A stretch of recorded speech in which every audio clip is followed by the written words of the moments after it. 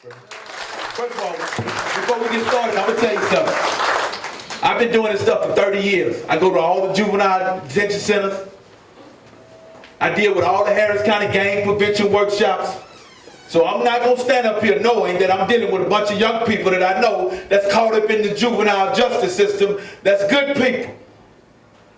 So I'm going to be back later to speak, but I want all the mothers up here that have children that's incarcerated or children that's been murdered on the streets of Houston, will you please come up to the front and please bring the pictures of your children as you come to the front. All mothers that's in the room, please come to the front, please. Mother that have a teenage son, that I want you to hear her story, and the mother's battling with her teenage son and what she's going through as a mother. My name is Ruth Rawls. My son is Reginald Lewis. He's 15 years old. I try to be the best mother that I can, raise him the right way, which he act up in school sometime, but other than that, I really did have problems with him.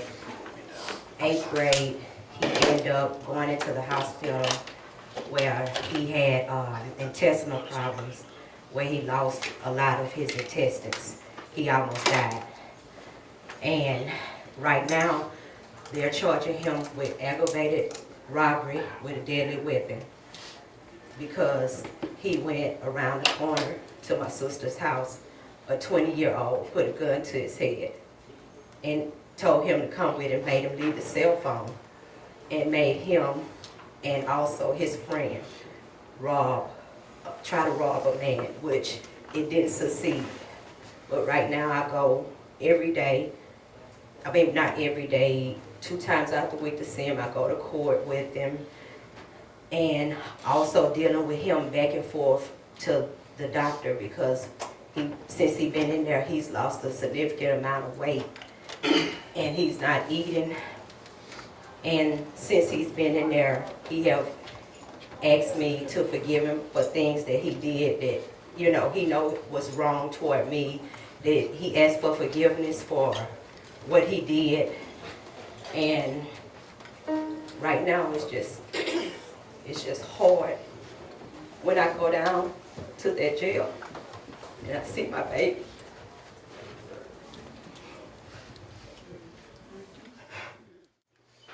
That I want you to hear about and hear her story, because she started an organization after whatever happened to her son to push the issue around this city that we must keep contact with. I want you to introduce you to Miss Williams. Hello, my name is Daisy Williams, and my son's name is Joshua Woods. Before I get into my story, I know a lot of you may not want to be here. You may have somewhere else to go, but if you just take 1 second, if it's your mother, if it's your loved one, just look on that person that you came here with, just give them a hug. Can you just do that for me?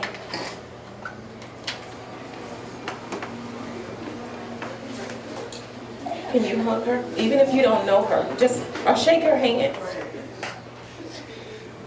I asked you to do that because I would give anything to have my son sitting right here so I can hug him, so I can touch him. You know where I'm going when I leave here? I'm going to a gravesite. And I'm going to sit on the ground and I'm going to tell my son what I did today. December the 21st, 2012, the weekend right before Christmas. That way y'all can understand how I spent my Christmas. My son went to go get the Air Jordans, because you know these kids love them some Air Jordans. I told him, I said, well, Joshua, let me go with you. He's like, no, Mama, we're okay. My son went to Willowbrook Mall, and I'm sorry, I'm just shaking. My son went to Willowbrook Mall, and I called him. He said he was okay. He said I was being paranoid. Everything's going to be okay. 12 minutes after I hung up the phone with him, his friend called me and told me he got shot. And I thought we was playing. I was like, I just talked to Joshua. 4 kids. Listen to me. 4 kids. The youngest being 16 years old. The oldest being 19. Followed my son from Willowbrook Mall to his house just to get his tennis shoes that my son bought for him, his sister, for Christmas. and shot my son in the head. His friend called me. We ran up to where the scene was. You know, the last time I seen my son with a bullet hole right here. My name is Reginald Gordon. I deal with at-risk young people all over the state of Texas. And before I speak and give my presentation and bring up a couple of other mothers that's dealing with this juvenile justice system and dealing with this prison system, I'd like to show y'all some of the work on the reason why I do the work that I do. Can you flip through the picture, brother? Gang violence in jails. We're going to deal with that today. We're going to deal with some images. I just want to show y'all right here, we work with young people that was looking for, it was a shooting on the north side of Houston. And as there was officers was going through the north side, this is one of the teenage young men that they was able to find under the bridge from gang violence when they find him here in the city of Houston. That's where he ended up at. And if you can see him, they got him in the bag, still have his clothes on.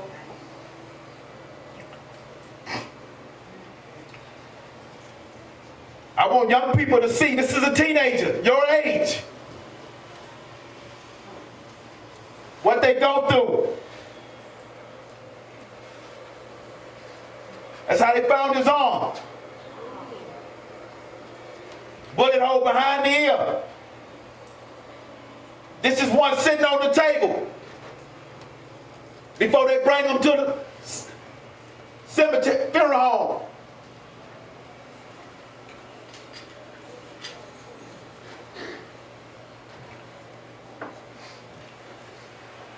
She's the young lady that stabbed and killed that gang member in the park.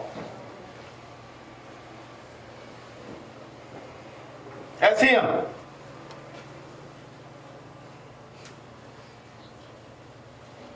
Gang related, showing all the different marks they cut on his body after they killed him.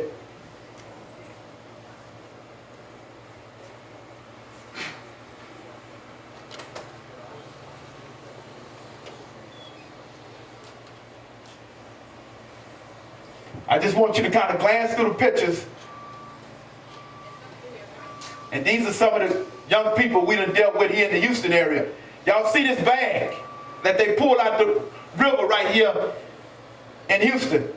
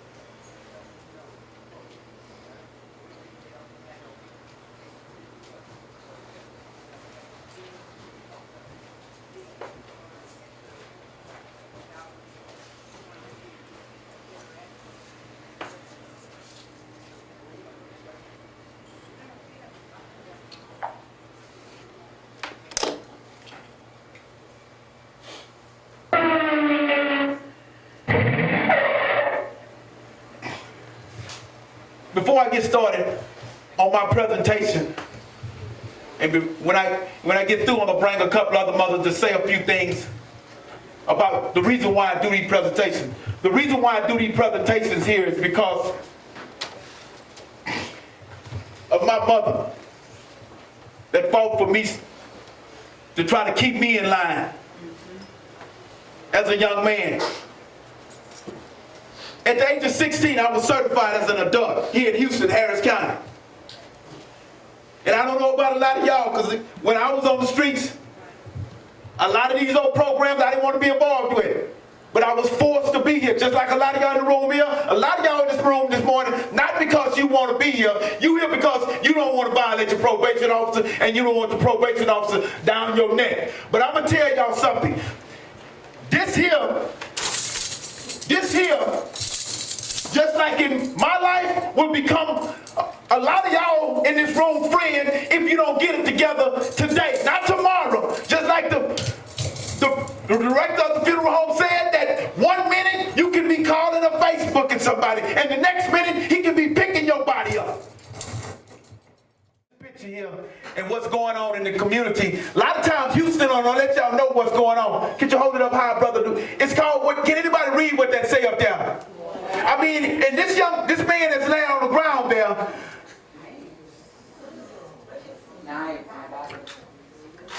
This is gang warfare.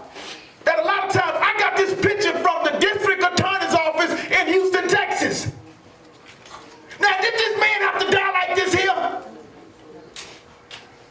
But we have such a ruthless group of people on the street today. This is how they doing people's bodies now. Thank you. This is my life. I'm fighting for y'all in court. I'm fighting for y'all every day of my life. So you have to wake up. Not just Trayvon Martin, all the Trayvon Martins. I deal with all types of kids, all colors. I don't see color. Thank you. Good evening. Or good afternoon. Good afternoon. Good afternoon. I am Kathy Bluford Daniels, and yes, I am supportive of so many causes, particularly as it relates to our children. And if I start crying, y'all just forgive me because it's an emotional time of the year for me, in that Tuesday will be my son's 7th anniversary that he was murdered. So let me give you some information. Let me share something from a different perspective. OG said I carry my son's picture around with me everywhere. I do. It's in my car. It's everywhere. It's on my key ring. It's on my phone case. Because that was my baby. That was my only son. He was 20 years old, but was just getting ready to go to TSU.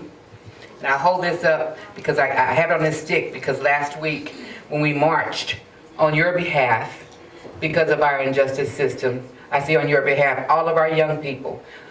This is a sign that I carried because I wanted them to know this is my Trayvon Martin.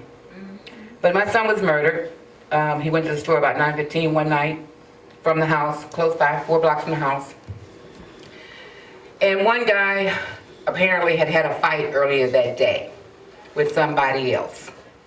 And he was so high that when my son went to the store at 9:15, he thought that my son was the guy that he had had a fight with earlier that day. So as my son was getting back in the car, then he walked up behind him and shot him in the back of the head.